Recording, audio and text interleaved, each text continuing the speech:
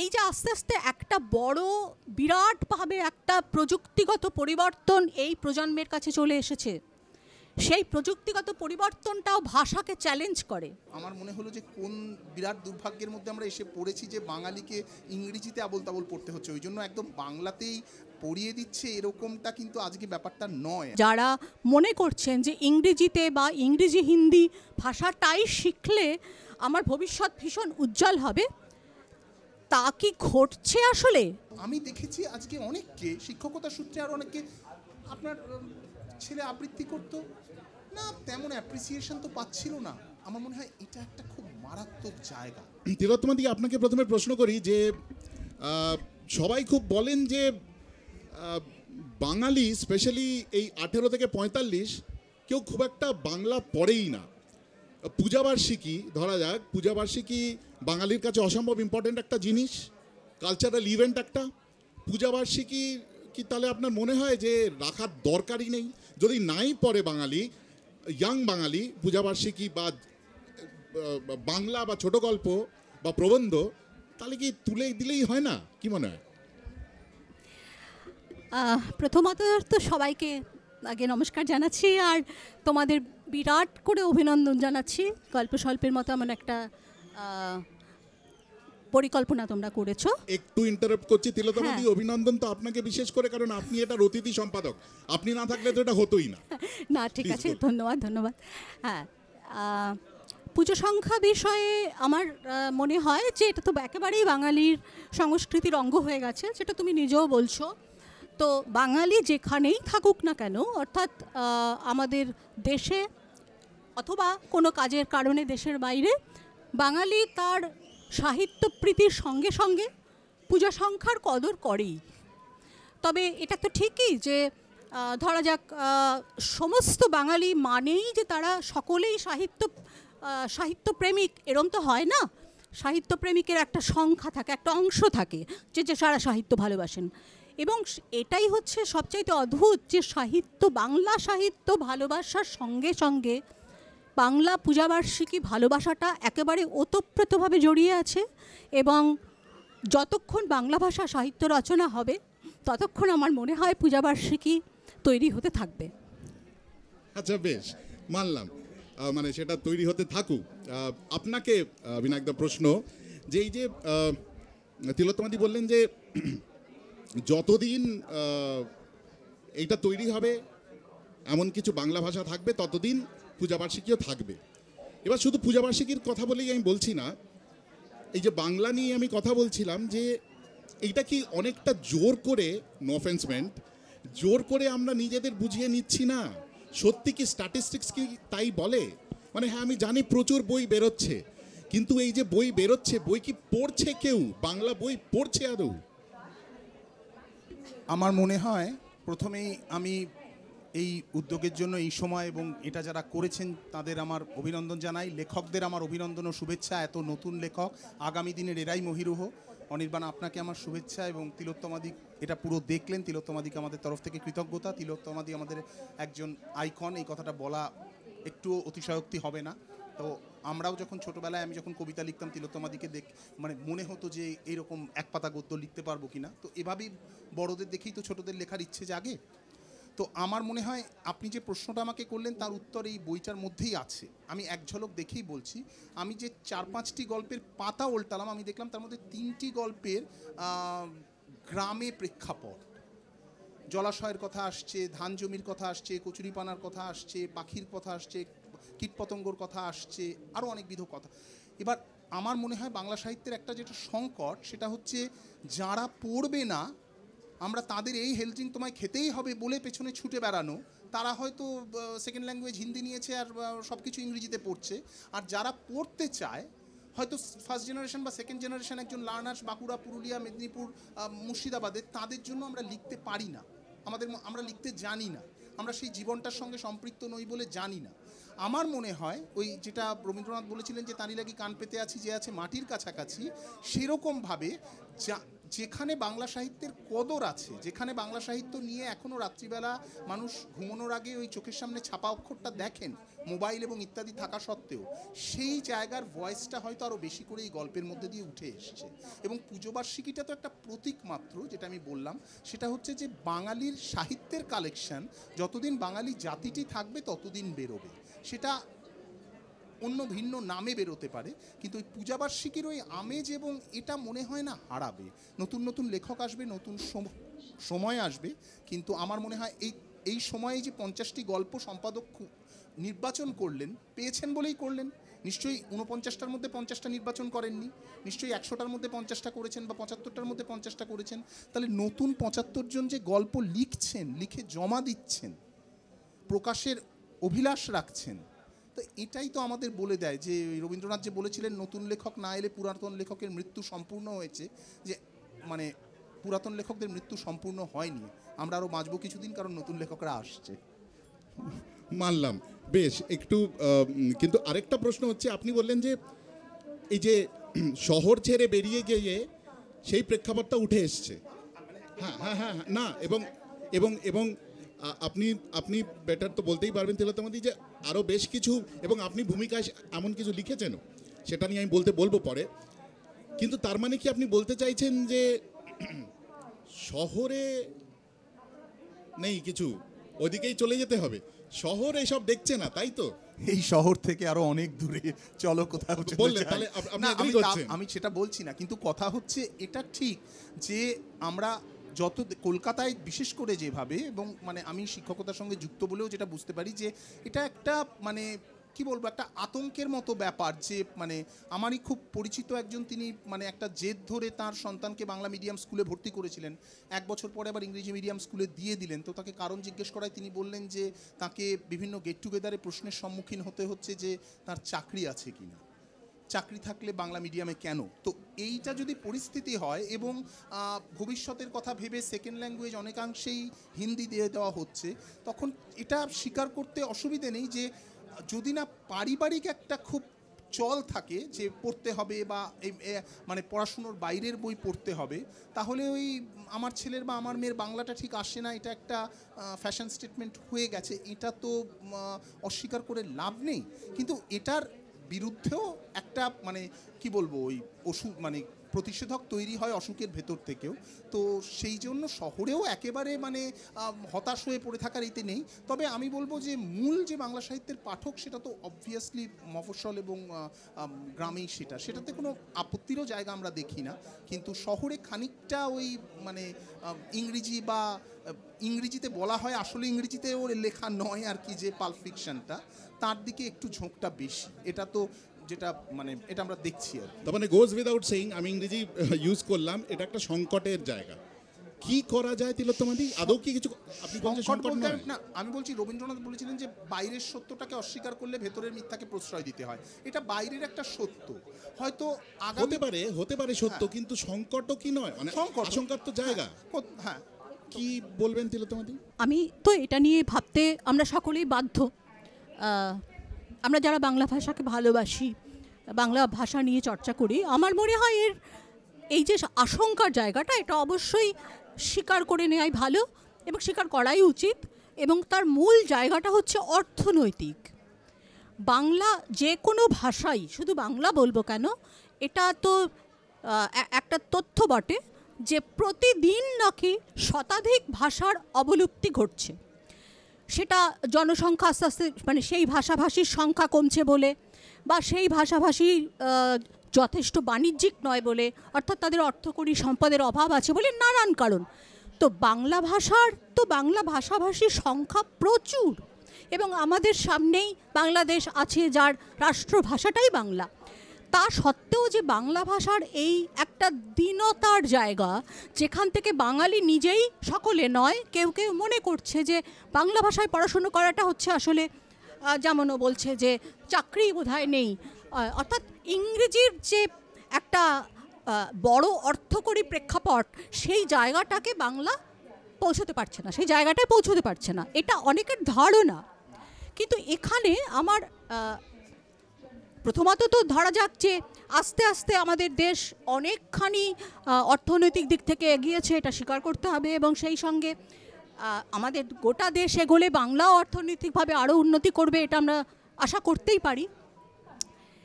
সেটা একটা দিক। আরেকটা দিক হচ্ছে যে এই যে ইংরেজি ভাষায় পড়বার প্রবণতা, এই যে অসংখ্য বাচ্চা বা আমাদের ভবিষ্যৎ প্রজন্মের ছেলেমেয়েরা যারা মনে করছেন যে ইংরেজিতে বা ইংরেজি হিন্দি ভাষাটাই শিখলে আমার ভবিষ্যৎ ভীষণ উজ্জ্বল হবে, তা কি ঘটছে আসলে? এটাও একটা ভাববার। বা যারা মনে করছেন যে আসলে এই দুটো ভাষার শেখার ওপরেই এই নতুন প্রজন্মের ভবিষ্যৎ নির্ভর করছে, তাদেরকে এটা চিন্তা করিয়ে দেওয়া যে আসলে ভাষা জিনিসটা কেন, কিসের জন্য দরকার। ভাষা জিনিসটার মূল উদ্দেশ্যটাই হচ্ছে যোগাযোগ। আমি কি বলতে চাইছি, তুমি কি বলতে চাইছো, সেটার মধ্যে মেলবন্ধন করে হচ্ছে ভাষা। সেটা কাজের জগতেও যেমন প্রযোজ্য, সাহিত্যের জগতেও একইভাবে প্রযোজ্য।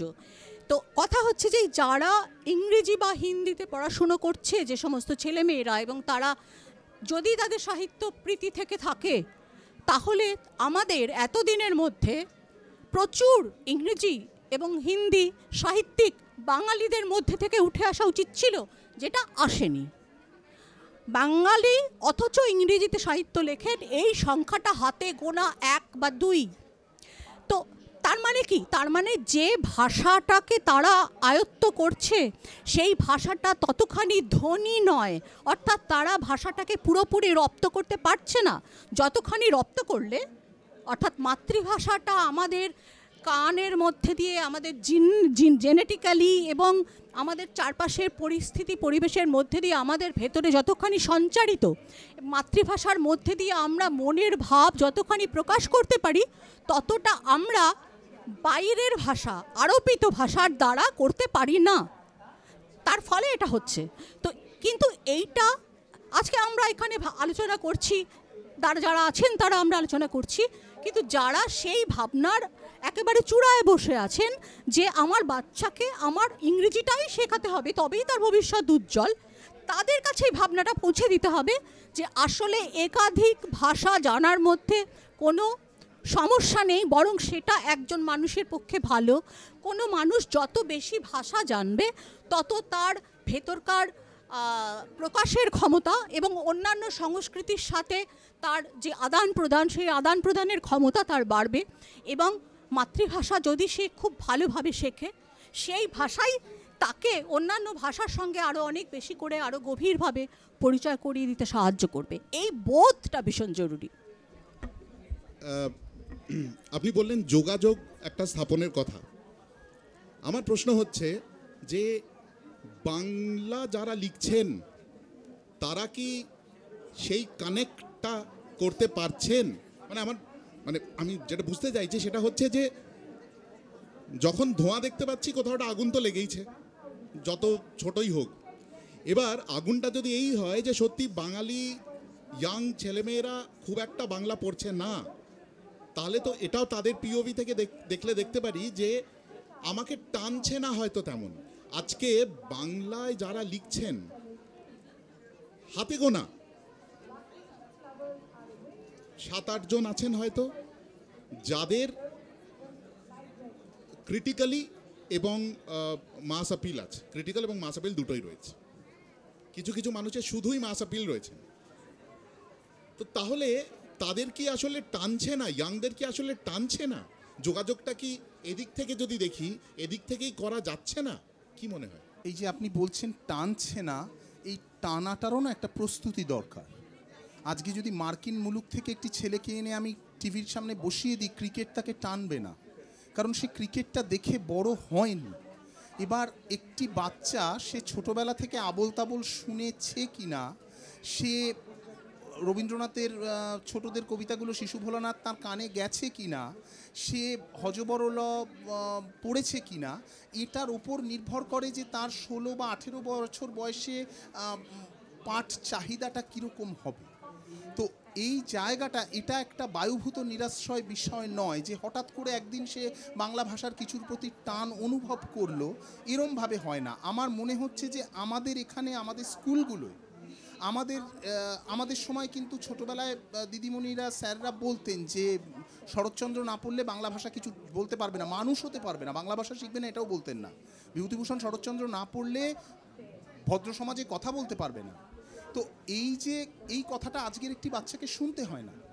অতএব প্রথমেই তাকে বঙ্কিম একটা এগিয়ে দিলে তার মনে হয় যে এত খটোমটো এই জিনিসটা, কিন্তু এটা শেক্সপিয়ারের ক্ষেত্রে একজন ব্রিটিশ বাচ্চার মনে হয় না, কারণ তার হেরিটেজের মধ্যে তার ওটা ইনজেক্ট করে দেওয়া হয় রক্তের মধ্যে যে শেক্সপিয়ারটা তোমাকে জানতে হবে বাবা, নইলে কিন্তু তুমি এলিট ক্লাসের মধ্যে তুমি পড়বে না।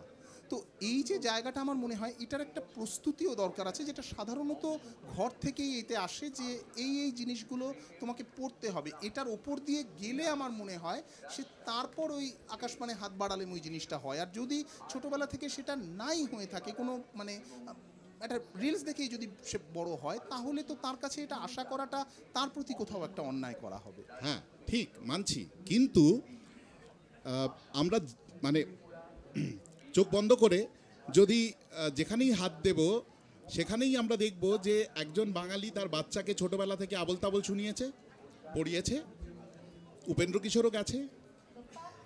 তো এইগুলো কিন্তু প্রত্যেকেই শিখছে, শুনছে, কতটা শিখছে সে আলাদা কথা, শুনছে। ফলে আপনি যে বললেন যে এইটা বেসিক গ্রাউন্ডিংটা হতে হবে, তো সেটা কিন্তু অধিকাংশের মধ্যে আমরা শুনতে পাই।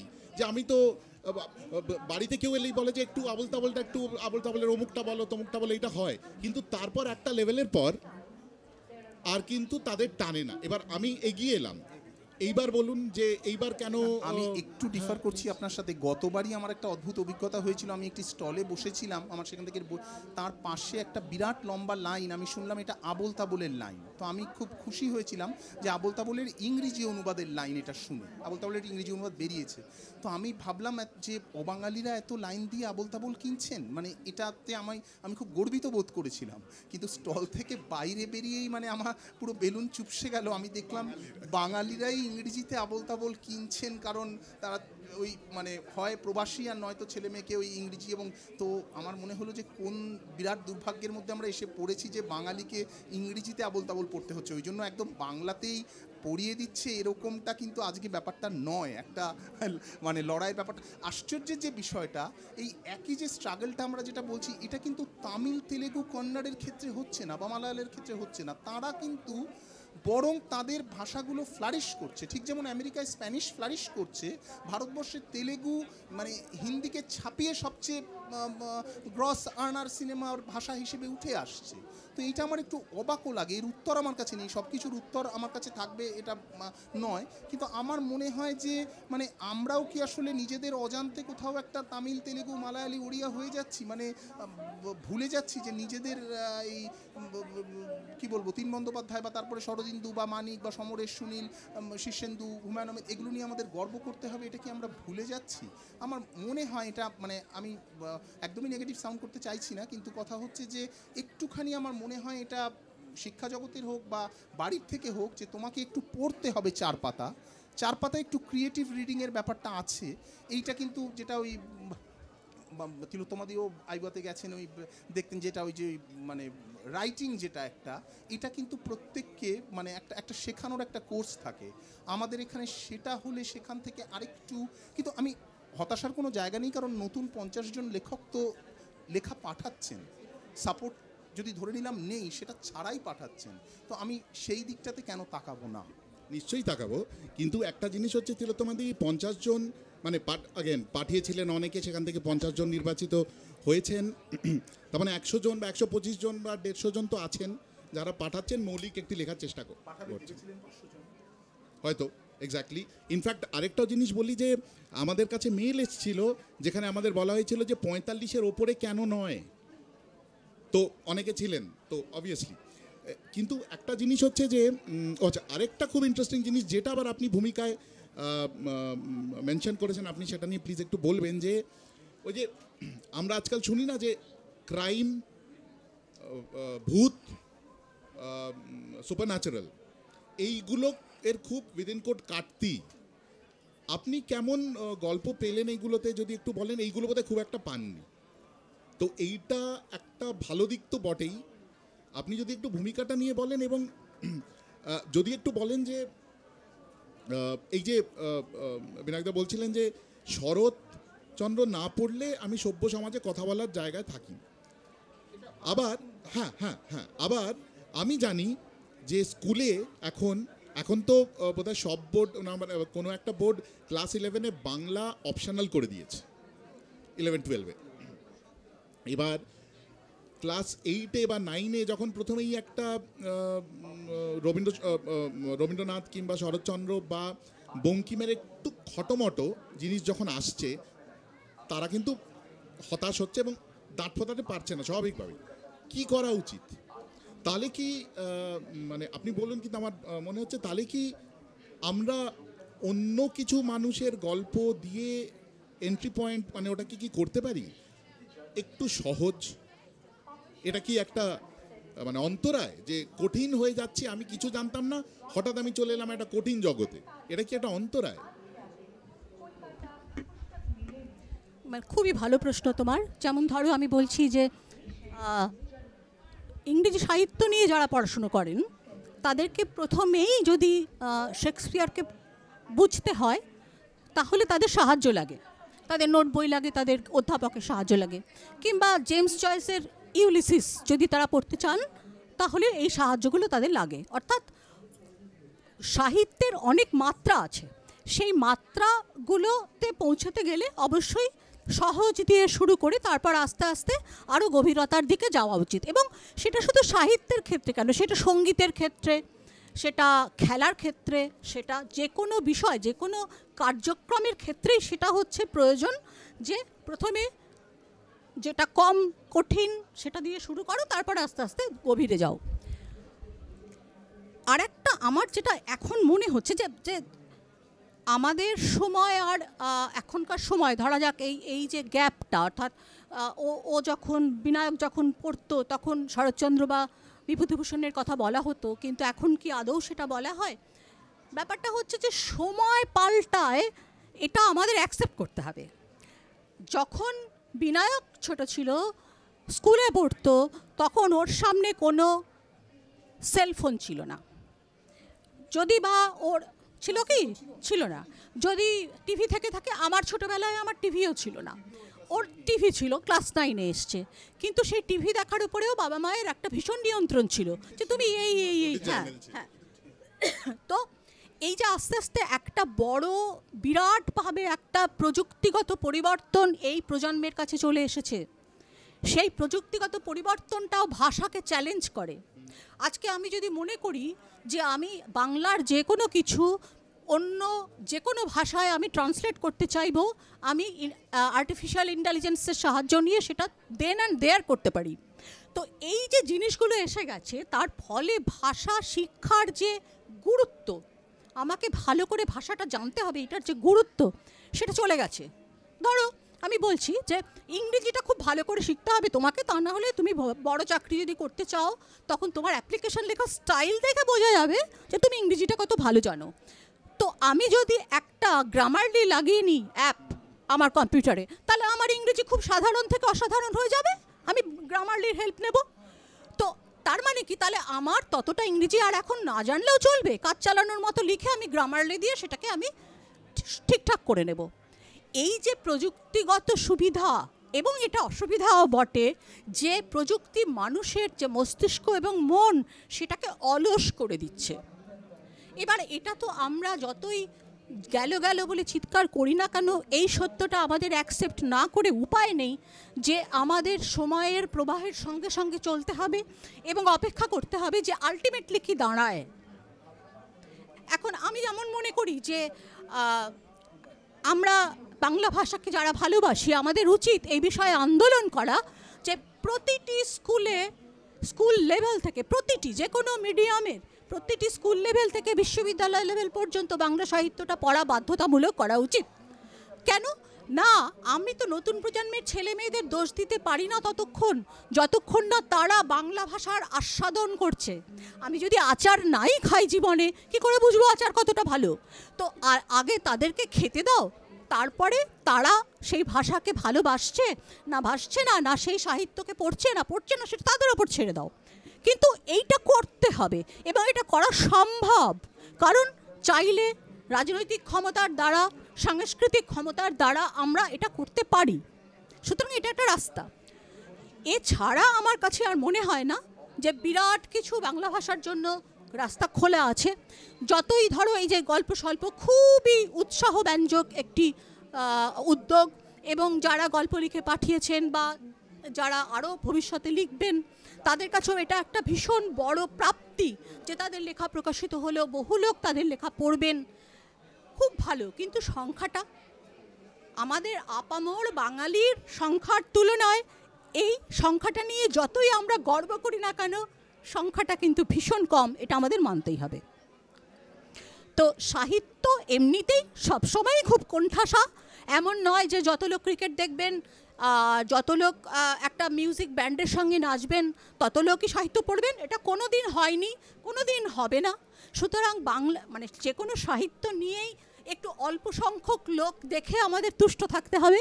এবং আমার মনে হয় বাংলা সাহিত্য এতটাই প্রাণবন্ত এবং এতটাই বিরাট এই সাহিত্যের সম্ভার যে বাংলা ভাষাটাকে একটু শেখার সুযোগ যদি আমাদের পরবর্তী প্রজন্মকে আমরা দিই, তাহলে সাহিত্য অবশ্যই বেঁচে থাকবে, জীবিত থাকবে। এই যে আপনি বললেন বাংলা মানে সাহিত্য, এই যে লেখার একটা মাধুর্য থাকে। পার্সোনালি আমি এখানে যারা আছেন তারা নিশ্চয়ই এগ্রি করবেন যে বেশ কিছু লেখক এমন জিনিস তৈরি করেন যেগুলোর খুব বাজারে কাটতি, কিন্তু আমি বলছি যে তারা বেসিক বাংলা জানেন না। তাদের বই কিন্তু লাইন দিয়ে কিনছে, সই হচ্ছে, হয়তো রয়্যালটিও পাচ্ছেন, ভালো কথা, সে পান, তাদের ভালোই, আমার তো কোনো অসুবিধে নেই। কিন্তু ভুল বা উইদিন কোড, খারাপ বলি বাংলা ভাষায়, তারা একটা প্লট ভেবে নিয়েছেন, সেই প্লটটা তারা লিখলেন, বাংলাটা ভুল করলেন। পাঠকও বাংলাটাকে বিশেষ কিছু পাত্তা দিলেন না, তারা তো দিলেন না, প্রকাশকরাও ভাবলেন না, কারণ তাদের ব্যবসাটা হলো। এই করলে কি করে হবে? মানে কিছু বলবেন এটা নিয়ে? না, আমি আগে তিলোত্তমাদির কথায় একটা পয়েন্ট অ্যাড করব, সেটা হচ্ছে যে আমার যে সময়টা ওই আইওয়ার অভিজ্ঞতা, তারপর থেকে বিগত 10 বছরে অনেকের সাথে একটা ফ্র্যাটার্নিটি হয়তো, যে অনেক দেশের সাহিত্যিকদের সাথে থাকা। এবার ইংরেজি ভাষায় লেখালেখি করেন এরকম অন্তত 3 জন আমায় বলেছেন, 4-5 জন, কিন্তু লেখা ছেড়ে দিয়েছেন অন্তত 2 জন। এবং হ্যাঁ, তো কারণটা খুব ইন্টারেস্টিং। আমি এটা নিয়ে তাদের সাথে আমার কথা হয়েছে।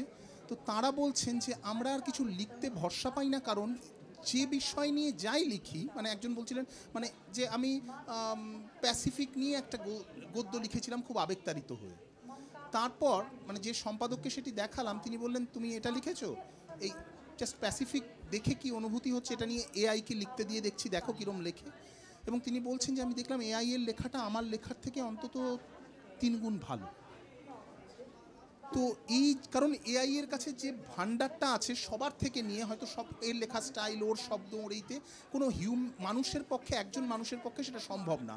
মানুষের সৃষ্টি মানুষকে ছাপিয়ে গেছে। এই জায়গা থেকে আমি তার অভিজ্ঞতাটা বলছি।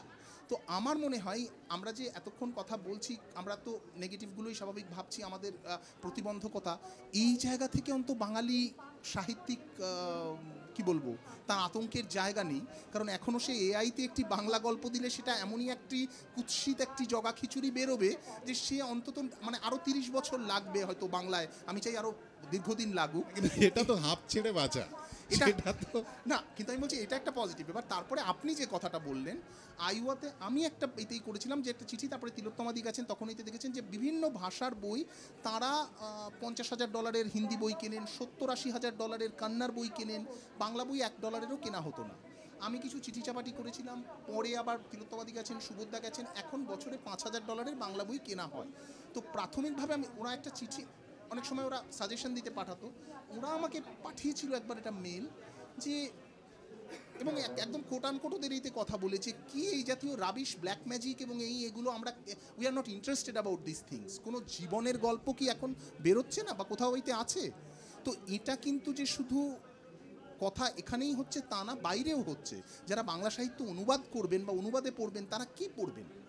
তারা কি পেতনি এলো গাছে, মানে আমি ভূত পেতনিদের প্রতি সম্মান রেখেই বলছি, কিন্তু এটাই তো একমাত্র মানে ওই একটা মানে অকাল্টের একটা মানে, এটা ঠিক অকাল্ট থাকছে না, মানে এটা মানে একটু ওই একটা ইংরেজি শব্দ ব্যবহার করছি যেটা সে মানে কমেডি অফ দ্য গ্রটেস্ক হয়ে যাচ্ছে। তো এই যে একটা ভয়াবহতার ভাড়া আমি বলতে পারি যদি এটাকে, তো এখান থেকে নিশ্চয়ই আমার মনে হলো আমার এই এবং যেহেতু এখানে আমাদের মানে তিলোত্তমাদি একজন অন্যতম পথপ্রদর্শক হতে পারেন, কারণ তিলোত্তমাদিও কিন্তু যখন লিখেছেন, আমি এটা ওর থেকে একটু শুনতে চাইবো, সেই সময়টা আজ থেকে 20 বছর আগেও নিশ্চয়ই ওকে আরও অনেকে বলেছেন এবং আমরাও এটা শুনেছি যখন পড়ার সময়, যে তিলোত্তমাদির যে ভাষা আয়ত্ত করা মানে সত্যি কথাই মানে কল্পনাতীত এক একজন, কিন্তু সেই ভাষা নিয়েও অনেকে মনে হতে পারে এই ভাষা ঠিক বুঝতে পারছি না, আরও একটু তরলায়িত হোক, আরও একটু এইতে হোক, কিন্তু উল্টোটাও কিন্তু হয়। তিলোত্তমাদি আমাকে আমার একটি উপন্যাস পড়ে বলেছিলেন যে বিনায়ক, এবার তুমি অনেকটা ইংরেজি শব্দ ছেড়ে তুমি মানে ব্যবহারের বা লেখার মধ্যে তুমি এখানটাতে আসতে পেরেছো, এটা যে কতখানি চেষ্টার ব্যাপার। তো আমার মনে হয় এইটা মানে আমাকেও অনেকে জিজ্ঞেস করেন এটা যে লেখার সময় কি পাঠকের কথা ভাবেন, তখন আমি একটাই উত্তর দিই যে লেখার সময় তো নিজের কথাও মনে থাকে না, কোনো লেখকেরই থাকে না, আই এম শিওর। পাঠকের কথা আলাদা করে ভাববো কি করে? কোনো লেখকেরই থাকে না। না না, আমি বলছি থাকার কথা নয়, কিন্তু এখন তার বাইরে এক্সেপশন প্রুভস দ্য রুল। কিন্তু আমার কথাটা হচ্ছে যে অন্যরকম চেষ্টাও হচ্ছে, সেটা হচ্ছে না তা নয়, কিন্তু সেটা এখন দেখুন একটা লেখক একজন পাঠক সেখানে আপনাদেরও এই জায়গাটাতে আসে যে সে কতগুলো জায়গাতে করবে, তার নিজের বই তাকে আবার ফেসবুকেও বিজ্ঞাপন দিতে হবে, তাকে জনপ্রিয় করতে হবে। আমরা অনেক সময় দেখি যে মানে এবং বিপুল যেখানে একটা মানে কি বলবো, একটি লেখা হয়তো লেখাই নয়, আপনি যেটা বইতে বলছেন, তার বিপুল চাহিদা, তখন সেই জায়গাটা থেকে তার কোথাও একটা মনে হতে পারে, কিন্তু ওই মানে ফাইট গোজ অন আর কি। আমাদের এখানে স্টলে যারা এসছেন তাদের মধ্যে থেকে অনেকজনেরই দেখছি উসখুস করছেন কিছু প্রশ্ন করবেন, তো আমরা যদি কাউকে পাই, কে আছেন? এখন দেখছি অনেকে গ্রামকে কেন্দ্র করে গল্প লিখছেন, কলকাতা কেন্দ্রিকতাটা ভাঙছে, সেটা খুব জরুরিও, কিন্তু বাংলা বলতে যে বিশাল ভূখণ্ডটা বোঝায়, বাংলা পূজাবার্ষিকীতে আদৌ কি তার সেই রিফ্লেকশনটা ধরা পড়ে? পূজাবার্ষিকীর ক্ষেত্রে এটা খাটে না, তার কারণটাই হচ্ছে পূজাবার্ষিকী সবসময় একটা বাণিজ্যিক উদ্যোগ এবং সেটা কিছুটা গতানুগতিকতার মধ্যে আবদ্ধ। সেই গতানুগতিকতার মধ্যে থেকেই যতখানি সম্ভব অভিনবত্ব আনতে চেষ্টা করে প্রতিষ্ঠানগুলো। অনেক ভালো ভালো প্রবন্ধ বেরোয়, অনেক সময় দেখা যায় যে ভীষণ ব্যতিক্রমী উপন্যাস প্রত্যেক বছর না হলেও কখনো কখনো খুব ব্যতিক্রমী উপন্যাস পাওয়া যায়, অনেক নতুন লেখককে আমরা পাই, অনেক নতুন ঔপন্যাসিক গল্পকারকে আমরা পাই। এগুলোও কিন্তু কম প্রাপ্তি নয়, এগুলোকে শুধুমাত্র নস্টালজিয়া বলে উড়িয়ে দিলে চলবে না। তার কারণ হচ্ছে যে এই বইগুলোর তো পাঠক আছে, যেটা এর আগে বিনায়কও বললেন যে পূজাবার্ষিকী এত সংখ্যা বৃদ্ধি কেন হয়েছে, পাঠক আছে বলেই তো। অবশ্যই, তা না হলে কেন এত সংখ্যক পূজাবার্ষিকী বেরোবে? ধরা যাক যে সংস্থা আগে 2টো পূজাবার্ষিকী বার করতো, তারা এখন দেখা যাচ্ছে 8টা পূজাবার্ষিকী বার করছে। তো এই যে সংখ্যা বৃদ্ধি, এটা যদি আমি শুধু গাণিতিক দিক থেকে দেখি তাহলেও এই সংখ্যা বৃদ্ধিটা অ্যাকসেপ্টেবল। তার কারণ হচ্ছে যে জনসংখ্যা বেড়েছে, শিক্ষিতের সংখ্যা বেড়েছে। 2000 সাল থেকে আজকে 2025 বছরে শিক্ষিতের হার প্রচুর বেড়েছে এবং সেটা শহরে গ্রামাঞ্চলে উভয়ত। সুতরাং এই বাণিজ্যিক প্রকল্পের দিক থেকে পুজো সংখ্যা, যেমন দুর্গাপুজোর প্রত্যেকটা প্যান্ডেলকেই আমরা একেবারে সত্যিকারের মায়ের আরাধনা বলতে পারি না, সেটা অবশ্যই আলোকসজ্জার একটা প্রতিযোগিতা হয়ে দাঁড়ায় প্যান্ডেলগুলো, ঠিক একই রকমভাবে আমাদের এটা মেনে নিতে হবে যে পূজাবার্ষিকীগুলো আসলে এই সময় সাহিত্যের উৎসব, তার একটা অঙ্গ, আমাদের সাংস্কৃতিক উৎসব, তার একটা অঙ্গ হচ্ছে পূজাবার্ষিকী। আলাদা করে এর সাহিত্যিক মূল্য খুব অল্প, বাণিজ্যিক মূল্য বেশি। আমি আজকে এখানে আসছি, তখন আমার পরিচিত একজন পাঠক, আমি বললাম যে এই আসছি, তো উনি একটা অদ্ভুত প্রশ্ন করলেন, যুগের মধ্যে দিয়ে প্রশ্নটা আসে। উনি বললেন 50টি গল্প কিসের, ভূতের গল্প, গোয়েন্দা গল্প? আমার প্রশ্নটা হচ্ছে যে এখানে যে 50টি গল্প আমরা পড়তে পাচ্ছি, এবং যে কারণে আমি প্রথমে এই সময়কে দুটো ধন্যবাদ দিলাম, যে বাণিজ্যটাই যদি একমাত্র এতে হতো, পরের বার যদি অনির্বাণ মনে করতেন বা টিম মনে করতেন যে জাস্ট এই গল্প স্বল্প না করে 50টি ভূতের গল্প, বা 50টি গোয়েন্দা গল্প বা আরও 50টি রহস্য গল্প, এটা হয়তো বুক ঠুকে বলা যায় যে তার মার্কেট ভ্যালু বা তার চাহিদা হয়তো একটু বেশি হতো। তো সেখানে কি লেখকরা লেখা পাঠাতেন? তারা কিভাবে পাঠাতেন? আমার মনে হয় যুগ যুগে ব্যাপারটা একই আছে। আমার বাবা একটি কথা বলতেন, এটা মনে হয় লেখকদের জন্য সবসময় প্রযোজ্য থাকবে, সেটা হচ্ছে সিঙ্গারার জন্য লাইন পড়ে 150 জনের, কিন্তু সেই লাইনটা বিকেল 4:30 থেকে বিকেল 5:30, আর কড়াপাকের সন্দেশের জন্য 3 জন দাঁড়ায়, কিন্তু ওটা 7 দিন থাকে। আপনি আপনার সৃষ্টিটা 7 দিন থাকুন চাইছেন না 1 ঘন্টা, এটা লেখক ঠিক করবেন। এটা কড়া পাকের উত্তর হলো আমার আজকাল আবার অনেকেরই নিশ্চয়ই পুজো শেষ হলে ভয় করে, কারণ পরের পুজোর কাঠামোটা বাঁধা শুরু হয়ে যায়, বিজ্ঞাপনটা, আর পূজাবার্ষিকী বেরিয়ে পড়ে প্রায়। এত আগে থেকে পূজাবার্ষিকী কেন বেরোয় বলুন তো? কি মানে কেন, কি এটা কি মানে ব্যবসা ম্যাক্সিমাইজ করার জন্যে, নাকি একটা ইনসিকিউরিটি কাজ করছে কারো কারো, যে আমি অনেক দিন ধরে কড়া হোক আর নরম হোক যে পাকেরই জিনিস তৈরি করি রেখে দিই, ও অনেক দিন ধরে চলবে এবং কিছু না কিছু আমার লস রিকভার হয়ে যাবে, মানে কস্ট রিকভার হয়ে যাবে, সরি, সেটা কি?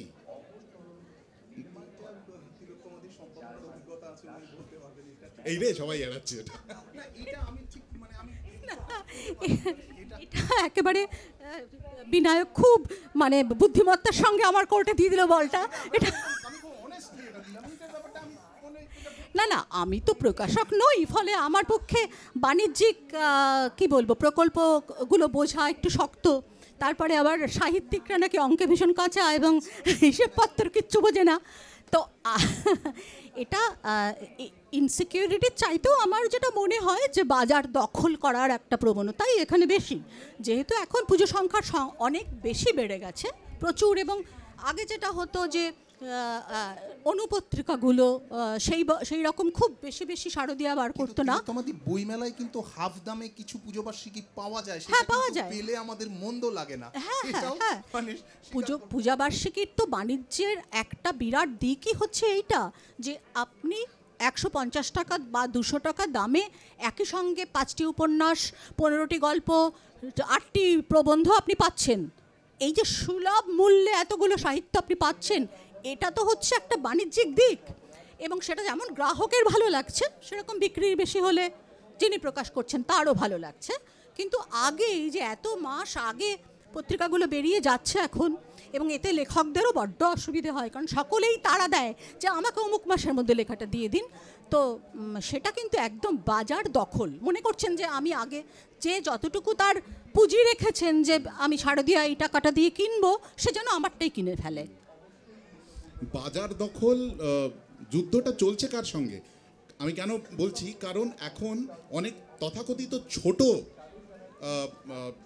সংস্থার তরফে কিংবা একটা কালেকটিভের তরফ থেকে এমন অনেক পূজাবার্ষিকী বেরোচ্ছে বা পুজোর সময় বই বেরোচ্ছে, যেগুলো কিন্তু আমি যদি সোশ্যাল মিডিয়ায় দেখি তাহলে সবাই দিচ্ছেন যে আমি কিন্তু ওইটার জন্য অপেক্ষা করছি, কারণ আগের বছর তাদের প্রথম সংখ্যায় তারা এই কাণ্ড করেছিলেন। তো এইবার তথাকথিত বড় যারা, অবভিয়াসলি আমি নাম করব না, তাদের কি যদি ভয় থাকে, সে ভয়টা তাদেরকে, ছোটদেরকে, যে ছোটরা নতুন এমন কিছু একটা করে ফেলছেন যে আমার ভয় পাওয়ার কারণ রয়েছে, অতএব আমি আমার ইকোনমিক এবং লজিস্টিক মাইন্ড দিয়ে আমি তাদেরকে স্টিমরোল করে দেওয়ার চেষ্টা করি। এটা কি থাকছে?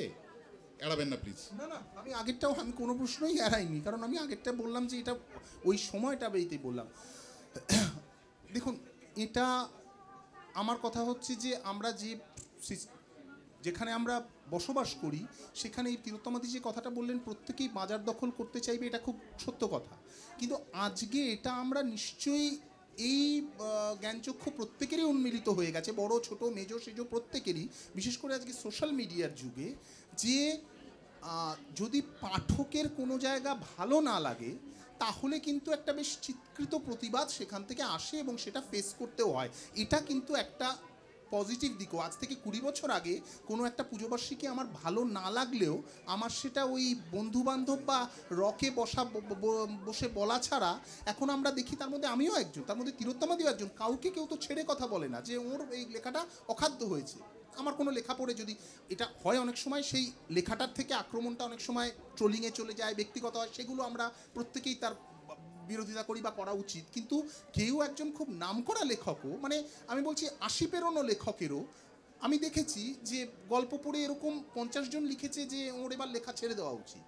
অতএব এখন যে একটা যা খুশি দিয়ে দিলাম, রসগোল্লায় ছানার বদলে সুজি দিয়ে দিলাম এবং সেটা নিয়ে পাঠক মাতামাতি করবেন, আমার কিন্তু এটা খুব মানে মনে হয় না। সত্যি করেন না মাতামাতি। আর আর আমি তো এও দেখেছি, যেমন এটা ঠিক আপনি বললেন যে কোনো 80 পেরোনো উইদিন কোর্ট স্বনামধন্য লেখককে তার লেখাটা ভাল লাগেনি বলে বলা হয়েছে যে ছেড়ে দিন। আবার আমরা তো শুনি যে বাঙালিরা একে অপরের পিঠ চুলকোয়, তাদের নিজস্ব দল রয়েছে, তো এইটাও তো চলে। তো ফলে ফলে একজন যিনি নাম করে গেছেন তাকে একই রকম 35টা লিখে যেতে হয়, কারণ সে বাধ্য, নালে তার ফ্যান্ডাম নেমে যাবে। তখন এইটাও তো রয়েছে। তো এটা তো এবার এইগুলোকে আমরা, এবার ধরুন একজন রণদীপ বা যারা আছেন আরও আজকে হাত তুলছেন প্রশ্ন করার জন্যেও, তো তারা ইয়াং প্রত্যেকে, তাদের তো এটা খারাপ লাগতেই পারে, রাগ হতেই পারে, অভিমান হতেই পারে যে কী রে বাবা, মানে এইটা তো চলে, তাহলে আমি নতুন যদি কিছু করতে আসি আমাকে তো ঢুকতেই দেবে না, তাহলে আমি করবেটা কি তারা, মানে হ্যাঁ করবেটা কি? আমি শুরু করেছিলাম কিন্তু একদম লিটল ম্যাগাজিনের লেখা দিয়ে, বিনায়কও তাই। তো সেটা তো একটা বড় রাস্তা রয়েছে।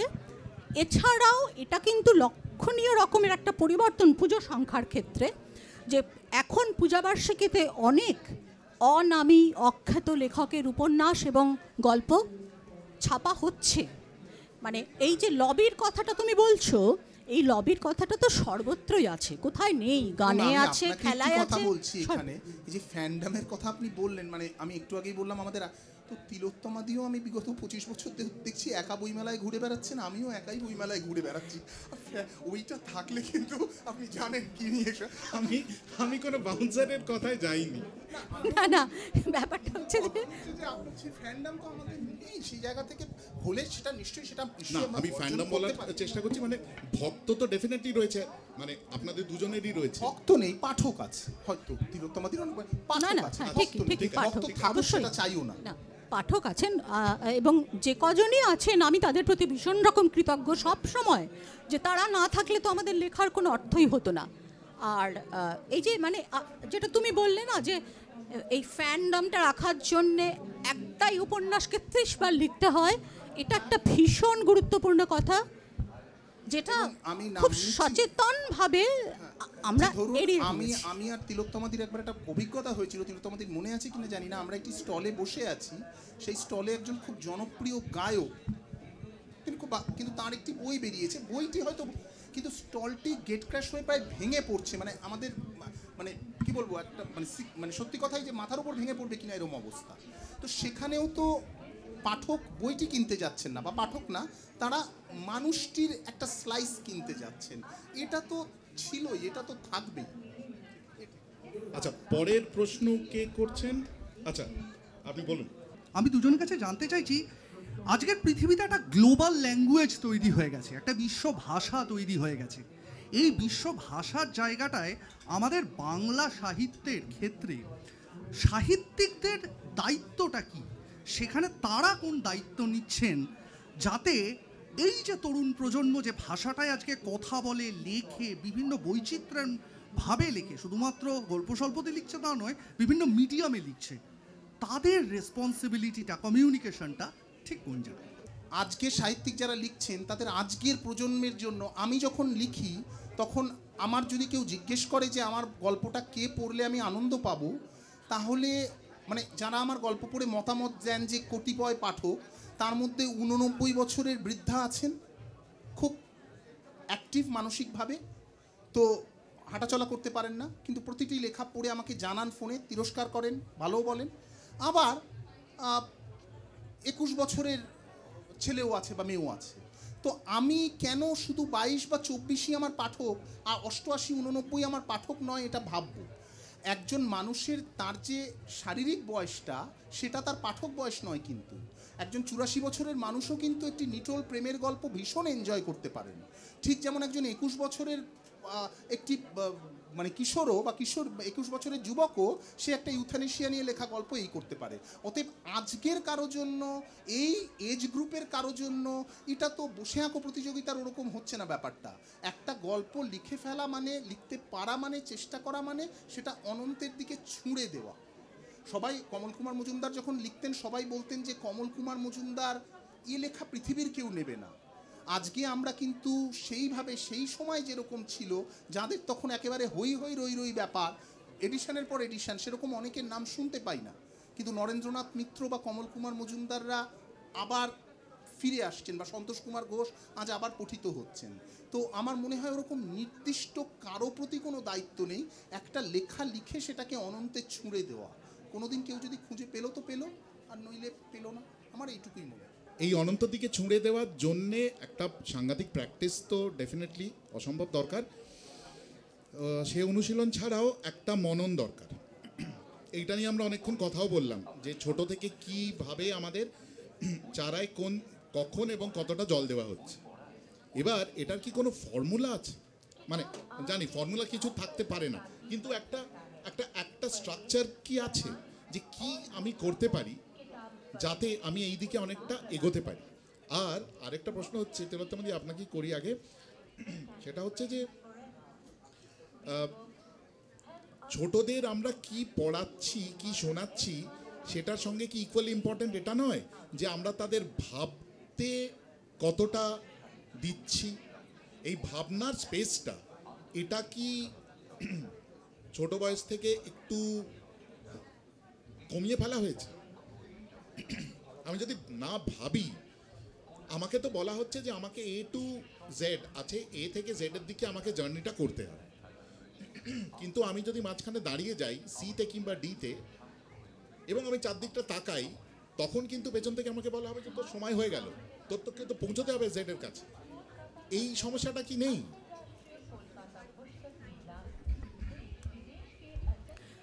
প্রথমত তুমি বলছিলে যে কোনো স্ট্রাকচার্ড ওয়ে আছে কিনা সাহিত্য কীর্তি বা সাহিত্য চর্চা করবার। ব্যাপারটা হচ্ছে যে আমাদের দেশে এখনো নেই, এখনো মনে করা হয় না যে সাহিত্য চর্চার জন্য বা সাহিত্যিক হবার জন্য কোনো একটা নির্দিষ্ট পদ্ধতি বা একটা শৃঙ্খলাবদ্ধ প্যাটার্নের মধ্যে দিয়ে যেতে হবে। কিন্তু পশ্চিমে এটা আছে, যেমন বারবারই আইওয়ার কথা উঠে আসছে, যে আইওয়ার উদ্দেশ্যটাই তাই, ওদের প্রোগ্রামটার নামই হচ্ছে ইন্টারন্যাশনাল রাইটিং ওয়ার্কশপ। হ্যাঁ, তো এই যে রাইটিং ওয়ার্কশপ মানে ওরা তো স্টুডেন্টদের আনছে, আমরা বলছি, আমাদের মধ্যে ইন্টারাকশন হচ্ছে যে কীভাবে লেখা হয় কি ইত্যাদি ইত্যাদি, বা ওদের কোর্স আছে, কেউ যদি মনে করে যে একটা ক্র্যাশ কোর্স করবে যে কীভাবে নভেল লেখা যায়, করে নিতে পারে। আমাদের এখানে সেটা নেই। এখন এইটা জরুরি কি জরুরি না, এটা হচ্ছে পরীক্ষা সাপেক্ষ। যদি আমি কাজটা ওইভাবে নাই করি কখনো, তো আমার পক্ষে ওটা ভালো পথ না খারাপ পথ আমি বলতে পারবো না। কিন্তু আমি যেটা বলতে পারবো সেটা হচ্ছে যে সাহিত্যিক হওয়ার জন্য প্রথম যেটা দরকার, মনন, যে প্রশ্নটা তুমি তুলছ, চিন্তা এবং কল্পনা শক্তি, ভাষাবোধ এবং লিখতে পারার বা লেখাটাকে আয়ত্ত করবার অনুশীলনের জায়গা যদি কোথাও থাকে, তাহলে কিন্তু প্রাথমিকভাবে এই দুটো জায়গা, যে আমাকে ভাষাটা আয়ত্ত করতে হবে, আমাকে লেখার একটা শৈলী আয়ত্ত করতে হবে, আর যেটা মননের বিষয়, অর্থাৎ আমাকে ভাবতে হবে এই জগৎ নিয়ে, এই মহাজগৎ নিয়ে, এই সমাজ নিয়ে, আমার ব্যক্তিগত জীবন নিয়ে ভাবনা। তো এখন বাচ্চাদের যেটা হয়েছে, যেটা আমি আগেও প্রসঙ্গ এসেছে যে কেন ততটা নতুন বাচ্চারা কি সাহিত্য পড়ছে না ইত্যাদি ইত্যাদি, কথা হচ্ছে যে এই যে তাড়া, এই যে জীবনে কিছু একটা হয়ে উঠতে হবার তাড়া এবং একটা লক্ষ্য নির্দিষ্ট করে দেওয়া যে তোমাকে এটা হতে হবে, অর্থাৎ একেবারে জন্মগতভাবে সে যেমন মাথার ওপর রাষ্ট্রীয় ঋণের বোঝা নিয়ে জন্মাচ্ছে, তেমনি তার বাবা মায়ের স্বপ্নের বোঝা নিয়েও সে জন্মাচ্ছে। তার বাবা মা ঠিক করে দিচ্ছে যে সে ভবিষ্যতে কী হবে, তার কোথাও স্বাধীনতা নেই। তো এই রকম জায়গাতে দাঁড়িয়ে প্রথমত যা হয় যে একজন ছোট্ট মানব শিশু হিসেবে, একজন মানবক হিসেবে প্রথমেই যেটা হয় যে জীবনের আনন্দটা তাদের চলে যায়। দ্বিতীয়ত যেটা হয় সেটা হচ্ছে যে ভাববার অবকাশ নেই। তার কারণ হচ্ছে যে ওই যে দৌড়টা তার সামনে দিয়ে দেওয়া হলো, তাকে যে একটা রেসের ঘোড়া করে দেওয়া হলো, সেইটার সঙ্গে তাকে তাল মিলিয়ে চলতে হয়। যদি সে সেটা না পারে, মারাত্মক হতাশা তাকে গ্রাস করে। এবং একদম, এবং আমরা এটা দেখেছি যে আমাদের মানে বাচ্চাদের, কম বয়সী অ্যাডোলেসেন্ট, এদের আত্মহত্যার প্রবণতা কতখানি বেড়ে গেছে। বা তরুণ যারা দেখা যাচ্ছে যে জয়েন্ট এন্ট্রান্সে খুব ভালো রেজাল্ট করেছে, আইআইটি পড়তে গেছে, আইআইটি পড়তে গিয়ে হস্টেলে সুইসাইড করছে। মানে ওই লাইফটার সঙ্গে নিজেকে সে ঠিক আইআইটি হওয়ার জন্য জন্মায়নি, সে হয়তো সাহিত্যিক হওয়ার জন্যই জন্মেছিল। আমার খুব ভালো লেগেছিল ওই ফিল্মটা, থ্রি ইডিয়টস। আমার মনে হয়েছিল যে একটা বাণিজ্যিক ফিল্ম, কিন্তু এমন অসাধারণ তার বক্তব্য, তার উপস্থাপনা, যে অ্যাকচুয়ালি এটাই ঘটছে এখনকার সমাজে। এবং তিলোত্তমাদি খেয়াল করে দেখুন রোহিত ভেমুলার শেষ চিঠি, সেখানে সে বলেছিল আমি তারার মতো, মানে ওটা লিটারেচারই ছিল, মানে এটা একটা সুইসাইড নোটকে লিটারেচার। সেটা হচ্ছে তিলোত্তমাদি যেটা বললেন যে জায়গাটা থেকে, যে তো বলার আগে প্রেক্ষিতটা বলছি যে আমার একটি উপন্যাস তিলোত্তমাদি এডিট করেছিলেন কার্যের সূত্রে। উপন্যাসটি অনেক ধারালো হয়েছিল কিছু কিছু জায়গায়, আমি খুব মন থেকে এটা বলছি। আমরা যখন শুরু করেছিলাম না লেখালেখি, আমার মনে আছে আমার 25টা কবিতা জয়দেবদা নিয়ে ফেলে দিয়েছিল, বলেছিল কিছু হয়নি। আমার উপকার হয়েছিল। আমি ওই কিছু না জানা থেকে আবার নতুন একবার চেষ্টা করতে গেছিলাম। আজকে যেটা হয়, একদম ভীষণ আন্তরিকতা নিয়েও একটি হয়তো ছোট কাউকে একটা মনের কথাটা বলতে গেলে যেটা হয়, সে পাল্টা বলে যে কিন্তু ফেসবুকে তো অনেকে প্রশংসা করছে।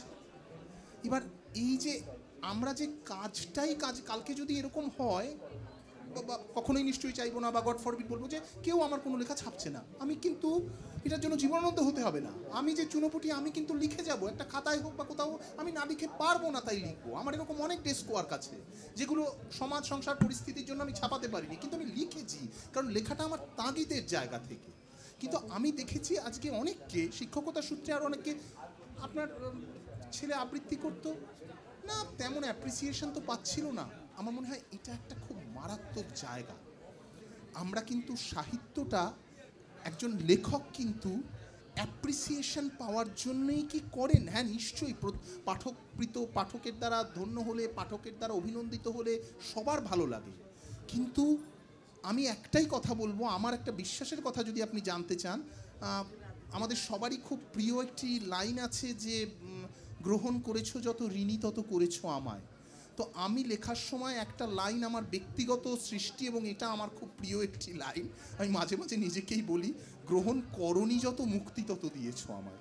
তো এই গ্রহণ না করলে যে একটা মুক্তি পাওয়া যায়, আমার মানে দেবেশ রায়ের যে মানুষ খুন করে কেন এতে ছিল, যে সময় অসময়ের বৃত্তান্ততে, যে লেখক পাঠকের থেকে মুক্তি পাক, পাঠক লেখকের থেকে মুক্তি পাক, তারপরে লেখাটা কোথাও একটা গিয়ে দাঁড়িয়ে থাকুক। আমার মনে হয় এই গল্পগুলো এক ঝলক দেখে, এই গল্পগুলোর মধ্যে, এবং বিশেষ মানে এর কয়েকটি গল্প অন্তত মানে পাঠকের কথা ভেবে লেখা নয়, আমার যা আসছে সেটাই, মানে লেখাটা তো অভিনয় নয়। আপনি অনির্বাণ, আপনি অভিনয় করেন, আপনি জানেন, কিন্তু আমাকে বমি করতে হবে, কিন্তু এই বমিটা একজন অভিনেতা যেভাবে করতে পারবেন, একজন লেখক ঠিক সেভাবে পারবেন না। তিনি বমিটা করলেই বমির কথাটা লিখতে পারবেন। তো আমার মনে হয় অ্যাপ্রিসিয়েশনের সাথে লেখালেখিকে জড়িয়ে দেওয়া, এটা এখানে সোশ্যাল মিডিয়ারও একটা বিরাট ভূমিকা আছে। অ্যাপ্রিসিয়েটেড না হলেও যে আমাকে লিখে যেতে হবে, এই বিশ্বাসটা একজন লেখকের থাকা আমার মনে হয় খুব জরুরি। আমরা একটা লাস্ট প্রশ্ন নিয়ে নেব, তারপর আমরা শেষের দিকেই চলে আসছি, আমরা ভূমিকাতার কথা তো দিয়ে শেষ করব। হ্যাঁ, কে বলুন? নমস্কার, আমি রাজর্ষি। আমি একটা অভিজ্ঞতা দিয়ে শুরু করি। আগের দাদা যিনি বললেন, অভিজ্ঞতাটা অনেকটা একরকম কিন্তু আবার কিছুটা আলাদাও।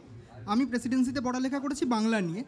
যেদিন গ্র্যাজুয়েশনের প্রথম ক্লাসে গেলাম সেদিন বলা হলো তোমরা এই আকালে বাংলা পড়তে এসছো, নয় অধ্যাপক হবে নয় সিরিয়ালে স্ক্রিপ্ট লিখবে, এই দুটো ছাড়া তোমরা কিছু করতে পারবে না এই মুহূর্তে দাঁড়িয়ে। এবার সেইখান থেকে দাঁড়িয়ে এখন আমরা যে সমাজে বসবাস করছি, একটা খুব রিল কেন্দ্রিক সমাজ বা শর্ট ভিডিও কেন্দ্রিক সমাজ, যেখানে কন্টেন্টের সময়সীমা হয়ে গেছে 30 সেকেন্ড বা 1 মিনিট হার্ডলি, সেখানে একটা 30,000 শব্দের বা 50,000 শব্দের লেখা যখন আমরা লিখতে যাব তখন কোথাও একটা ভয় হয় যে মানে পড়লো না পড়লো সেটা পরের প্রশ্ন, কিন্তু একবার উল্টেও কি দেখবে না লোকে রিলের জায়গা থেকে দাঁড়িয়ে, এইটা প্রশ্ন আমার ছিল। উল্টে কেউ দেখবে এটা মাথার মধ্যে আছে। জীবনানন্দ কিন্তু 30টা মানে লিখে ট্রাঙ্কে ফেলে দিয়েছেন। মানে আমি এটা বলছি, এটা একটা কল্পিত সিচুয়েশন হয়তো, কিন্তু মানে একজন লেখককে এটা নিয়ে বাস করতেই হবে। রিলকে বলেছিল না যে কুঠারটা কি আপনাকে ক্যারি করতেই হবে, তো উল্টে কেউ দেখবে না এটা জেনেও মানে কেউ হিমালয়ে বসে আছে সাধনা করছে, সে কি ভাবে যে আমি ঈশ্বরের দেখা পাবোই পাবো? এরকম নয় তো। মানে ব্যাপারটা মানে আমার মনে হয় এই জায়গাটা কোথাও একটা, আমি পিয়ালি বসাকের একটা কথা দিয়ে আমার কথা শেষ করব। পিয়ালি বসাক এভারেস্ট, ওর সাথে একটা জায়গায় আমার পরিচয় হলো, একটা অদ্ভুত কথা বললেন পিয়ালি। বললেন এভারেস্টে ওঠাটা না রাত্রে করতে হয়। আমি জানতাম না এটা। আমি বললাম কেন? বললেন একদম ঘন অন্ধকারে রাত্রি 10টা থেকে ভোর 4টে অবধি আমরা এভারেস্টে উঠতাম ওই পিঠের সঙ্গে দড়ি বেঁধে। বললাম কেন? মানে সকালবেলা আলো, বলো সকালবেলার আলোয় বরফটা গলতে থাকে, পা পিছলে যে অভিযাত্রী সেও মারা যাবে আর পাহাড়টাও ধসে পড়বে। আমার মনে হয় লেখার কাজটাও বোধহয় খানিকটা ওরকম, ওই অন্ধকারে ওঠা। উপরে উঠে গেলে তখন ছবিটা সবাই দেখে, কিন্তু বোধহয় ওই প্রচণ্ড আলো, প্রচণ্ড মোবাইল, প্রচণ্ড এইতে মানে এটা সত্যি কথাই। আমার একটা সময় অনেক দীর্ঘ কবিতা প্রকাশ পেয়েছে, আমি এখন লিখতে পারি না দীর্ঘ কবিতা, কারণ সেই সময়গুলো 2005-06 কথা বলছি, আমার ফোন 6-7 দিন বন্ধ থাকতো, কারো কিছু এসে যেত না। এখন আমার ফোন 24 ঘন্টা বন্ধ থাকলে আমার কাছে অন্তত 6টা মেসেজ আসে, তুই বেঁচে আছিস তো? আমরা এই পৃথিবীতে বাস করি, তো আমরা ডুবটা দেবো কি করে, এটা একটু ভাব। Very well said. আপনি অন্ধকারের কথা বললেন। আমি একটা অন্ধকার সময়ের কথা যদি বলি, যখন একজন ইয়াং ছেলে বা মেয়ে বাড়ি থেকে বেরোনোর পথে দেখে যে চোর সন্দেহে ল্যাম্পপোস্টে পিচমোড়া করে বেঁধে কাউকে মারা হচ্ছে এবং যেতে যেতে কেউ ছবি তুলছে বা দাঁড়িয়ে দেখে নিচ্ছে, তারপর কি সে আর আলোয় ফিরতে পারে? সে কি তাহলে ক্রাইম এবং আরো গ্রোটেস্ক জিনিসের দিকেই চলে যাবে না যদি লেখে আদৌ? এই সময়তে থেকে একজন ইয়াং ছেলে বা মেয়ে বা অনুভূতিপ্রবণ যে কেউ, যে কোনো বয়সেরই হোক, সে কি করে শিল্প করবে, বা সে যে শিল্প করবে সে শিল্পটা কি একেবারে অন্ধকারের দিকেই চলে যাবে না? তোমাদের উত্তর দেওয়ার আগে একটা কথা বলার লোভ আমি সামলাতে পারছি না। দস্তয়েভস্কি আজকে ক্রাইম অ্যান্ড পানিশমেন্ট লিখলে ওনাকে বলা হতো আপনি একটা ক্রাইম নভেল লিখে আনুন, এখানে কোনো ক্রাইম পাচ্ছি না।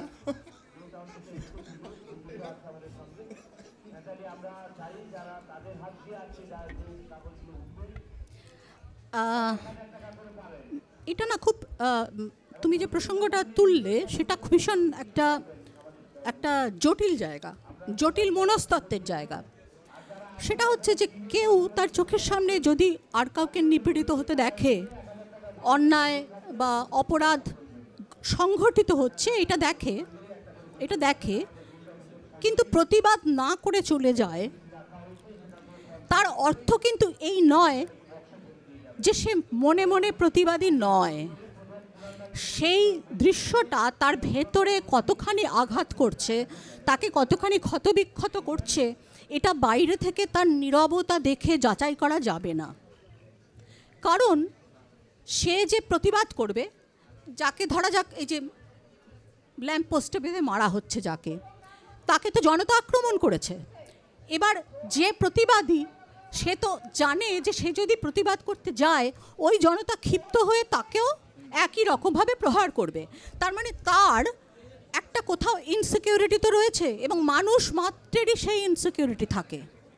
কিন্তু এই যে একটা আত্মলাঞ্ছনা, অর্থাৎ আমি কিছু করতে পারলাম না, এই যে একটা আক্ষেপ এবং কোথাও নিজেকে একটা হীন মনে করা যে আমার শক্তি নেই এদের বিরুদ্ধে লড়ার, এই বোধগুলো তাকে কিন্তু প্রাণিত করতে পারে লেখার জন্য, এবং সেখান থেকে একটা চমৎকার সাহিত্য উঠে আসতে পারে। ডাউনলোড করুন এই সময় অ্যাপ iOS ও অ্যান্ড্রয়েডের জন্য।